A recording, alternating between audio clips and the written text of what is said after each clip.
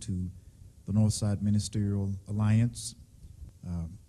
Mr. Steve Chappelle is going to further introduce this program. Let's welcome him as he comes. Welcome, Mr. Steve Chappelle. I'm Steve Chappell with WGBU, the PBS and NPR service for West Michigan. I'd also like to acknowledge the involvement of the Fetzer Institute and the Campaign for Love and Forgiveness, which I've been involved with for the past 3 years.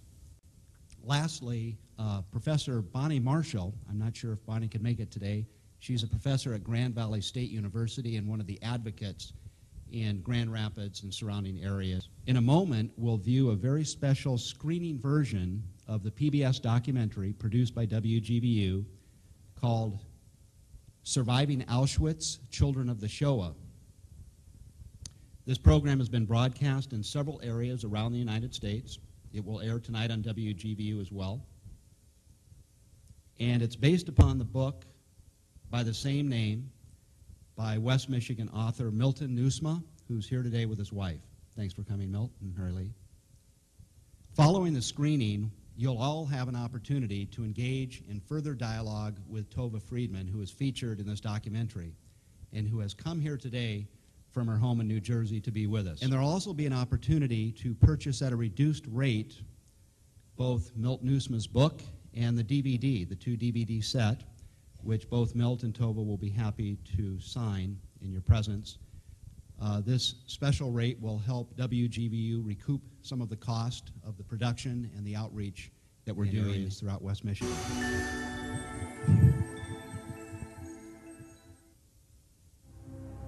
Of all the atrocities committed in the history of the human race, the Holocaust stands alone, both for its vastness and depth of cruelty. Frieda Tenenbaum and Tova Friedman endured the Holocaust as children and bear the marks from Auschwitz on their arms as a constant reminder. 60 years after their liberation, they each returned to Auschwitz with one of their children to tell their stories, so the world will never forget.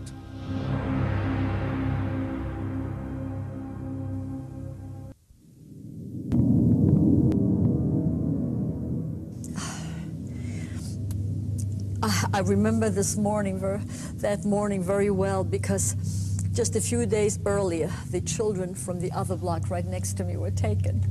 And we knew where we were going to go. And we were walking down there where I showed you, where the women were. And as I was walking, the children were, some of them were crying. And then I saw my mother in a women's camp. And she said to me, "Tola, where are you going?"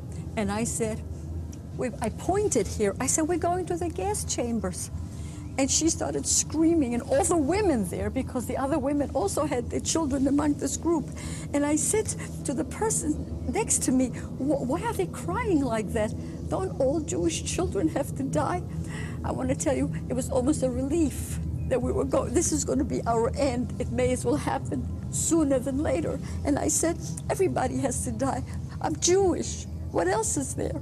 Being Jewish means dying. Being a child means dying. In memory of my sister, Dorka,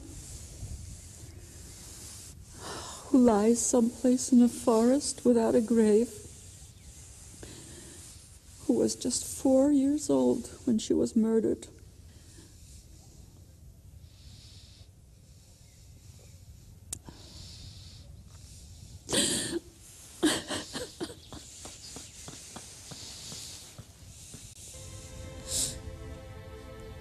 It's very hard growing up without a sister when you know you had one.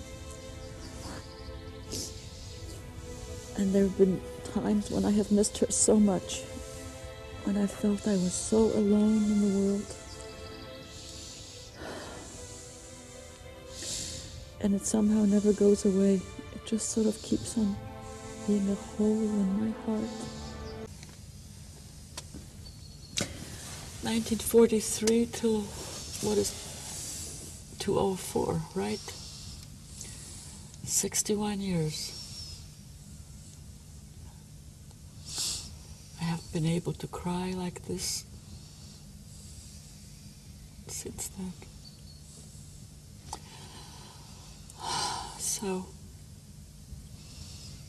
I feel that the world has yet to learn how not to allow the kind of violence and cruelty between people. I hope that in some way this story, through its horrors, will sort of deter some of the anger, some of the prejudice, some of the hatred, so that no other mother or father would have to go through this with their children. I hope that my children and grandchildren and nobody's children or grandchildren will ever have to go through anything like that.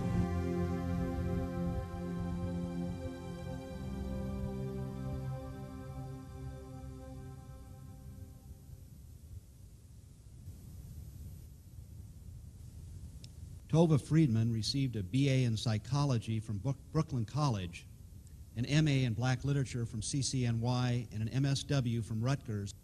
Tova is the former executive director of Jewish Family Service in New Jersey, with over 20 years of experience providing psychotherapy services and managing programs and agencies. She has provided psychotherapy services to individuals, families, couples, and groups. Please help me welcome Tova Friedman.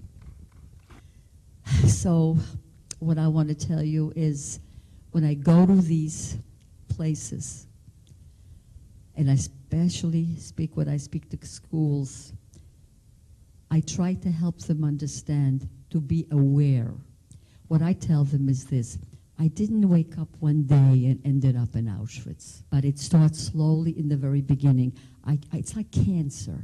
You have a small cell, and then if you don't take care of it, it spreads, and before you know, you're dead.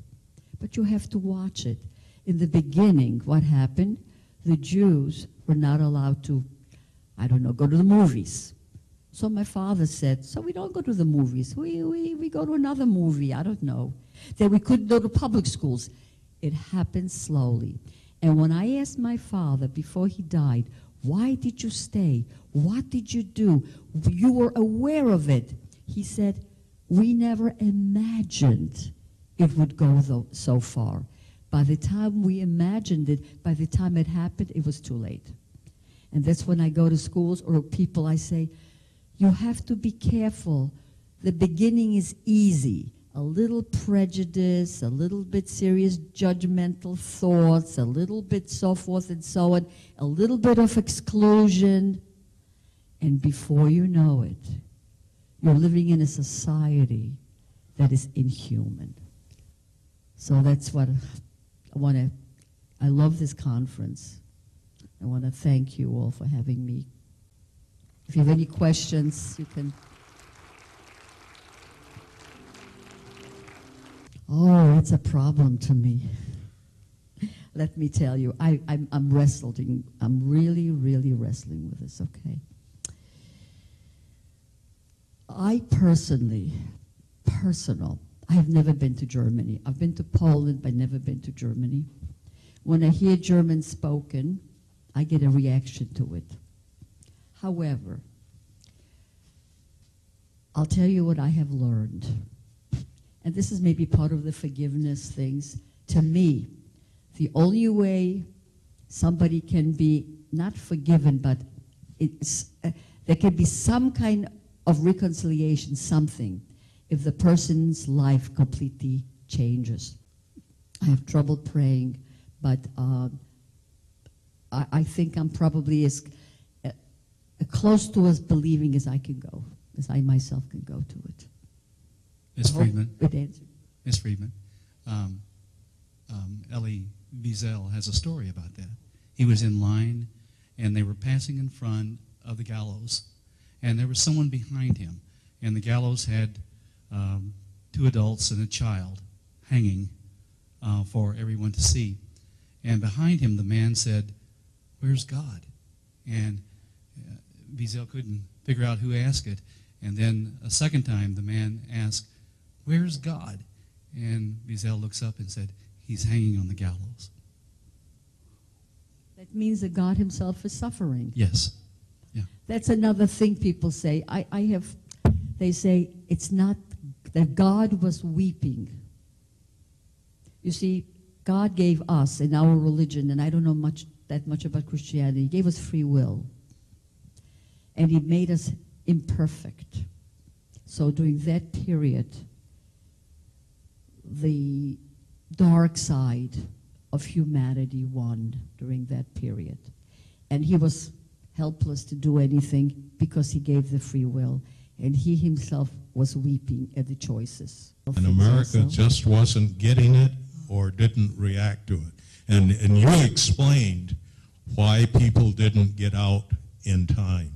Or the world would have, somebody reacted and said, wait a minute, no. How many thousands of lives would have been saved? How many millions? We would have had a different world. It's true, it's 6 million Jews, but I think it was 12 million all over the world were killed.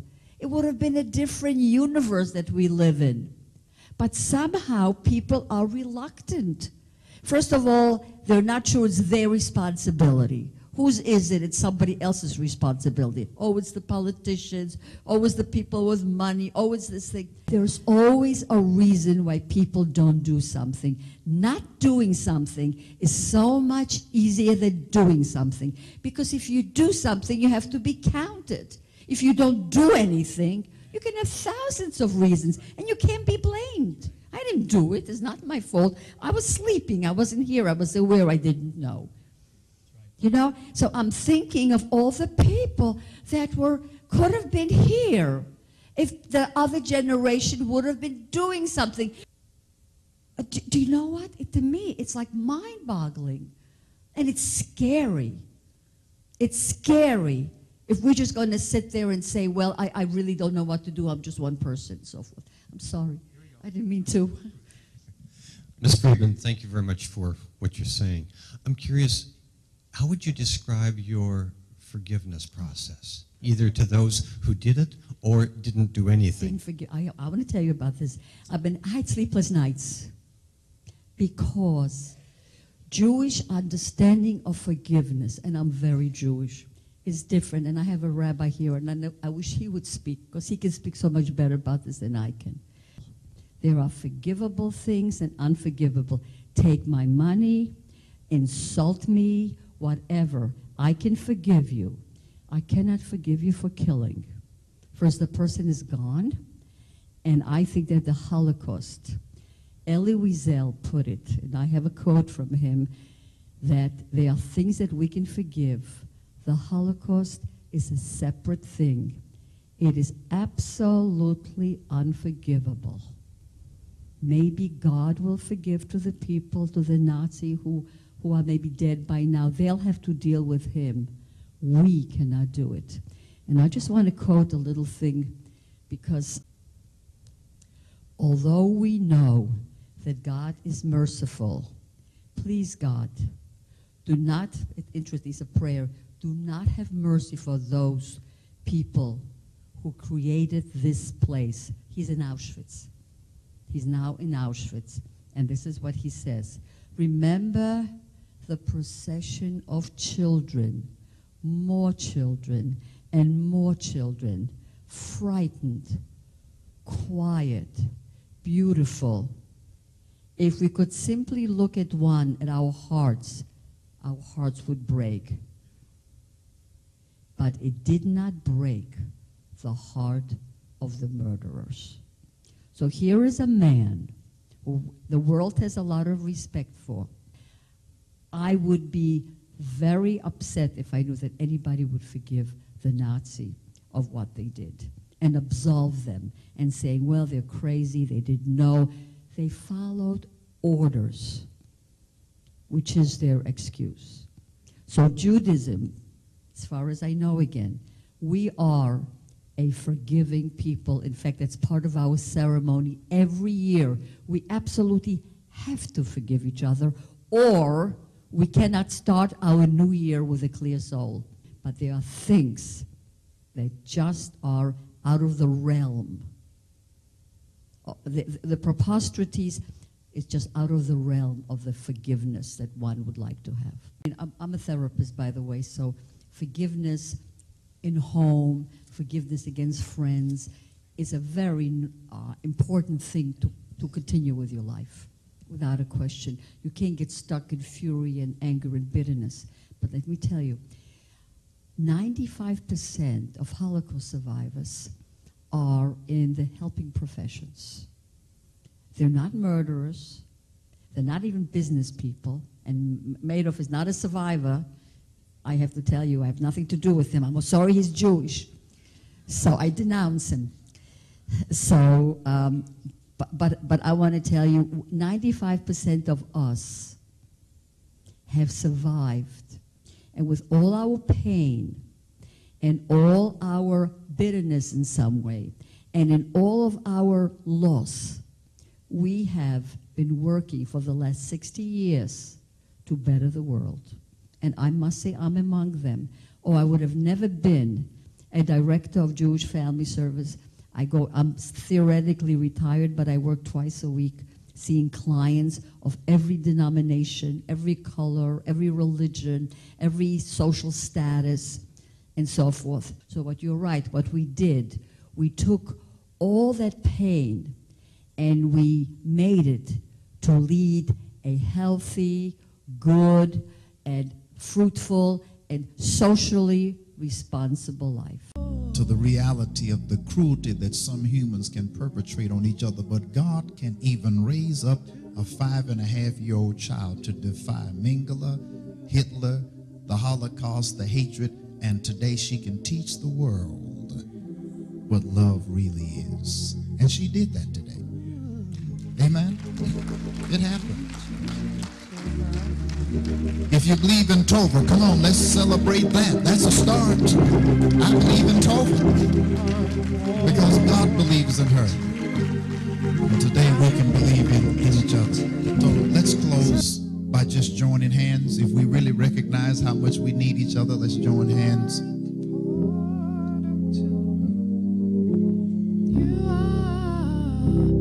Amen.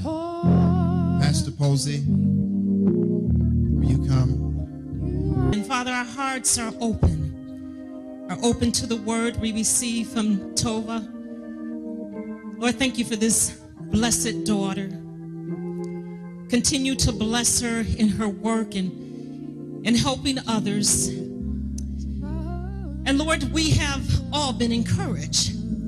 And help us to do those things in which you have called us to do, and to be courageous and to give you all the honor and glory.